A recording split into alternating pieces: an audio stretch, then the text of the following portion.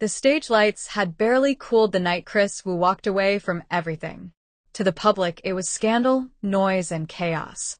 But behind the glass doors of his management building, a quieter storm had begun long before anyone noticed. Kris had always been the face the world adored, the effortless smile, the voice that drew crowds. Yet every smile hides a story, and his began with a contract inked under neon lights, a document whispered about in the halls of his agency. They called it the Shadow Clause. It wasn't written for fame, it was written for control.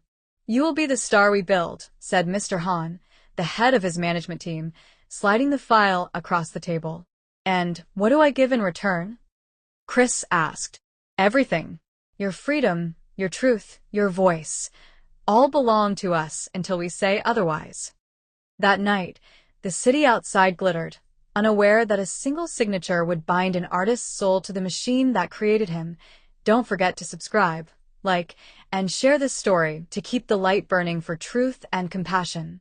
Enter Lena Chung, the quiet manager who never sought attention.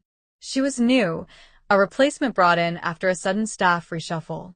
Her job was to control schedules, not hearts. But hearts rarely follow contracts. For months, Lena watched Kris lose pieces of himself, one interview at a time, one sleepless night after another.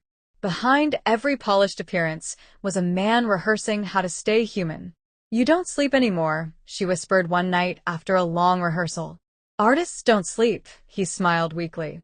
"We just recharge our masks." Somewhere between late-night studio sessions and unspoken sympathy, a connection grew, forbidden and fragile. Lena wasn't supposed to care, but she did. And Kris wasn't supposed to notice, but he couldn't help it. Rumors began to swirl, an unsigned deal, a secret investor, and a clause in the contract that could destroy careers if exposed. Kris had started questioning decisions, asking why his songs were altered, why his words were filtered. The management saw it as rebellion. To them, loyalty was silence. "You are not paid to think, Kris," said Mr. Han during a tense board meeting. "Then maybe you paid the wrong man," he replied. Behind closed doors, Lena found the Shadow Clause, a document that revealed Kris's likeness, songs, and even personal stories were property of the agency for 10 years.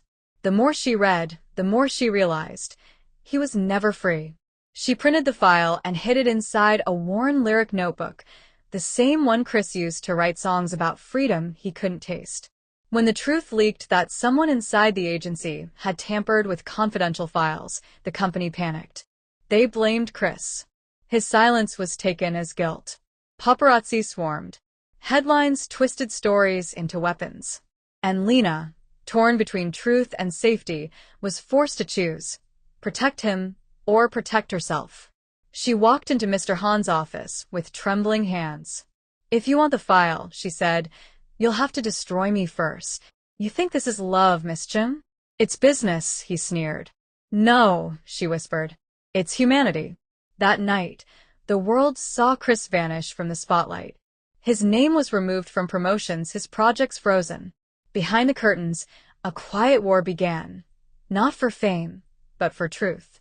Months turned into a year. Kris lived in silence, away from the city that once screamed his name. He worked under an alias, producing songs for underground artists. Each lyric he wrote was a letter to himself, a confession that the world never heard. Lena disappeared too. Some said she left the country. Others said she was silenced by the agency. But on a rainy night, a letter arrived. No return address, just a small note inside. "The contract is ending soon. The shadows are lifting. Don't stop writing." And Kris read it over and over, realizing the truth. She hadn't betrayed him. She was fighting the system from within. 3 years later, the entertainment world buzzed again. A mysterious artist called XW released a song titled Freedom's Echo. The voice was hauntingly familiar, raw, broken, but powerful. The song climbed charts in hours. Every lyric seemed to tell the story of a man who had lost everything but still sang for redemption. "I was built by hands that broke me, loved by eyes that never saw me. But in the silence of my own name, I found me, fans whispered. Is that Kris Wu? The management denied it. But the truth had already begun to breathe again.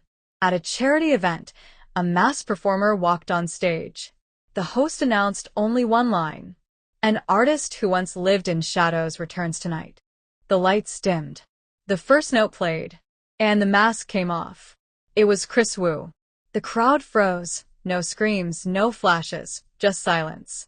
Then, slowly, the applause began, not for the scandal, not for the fame, but for the man who dared to stand again.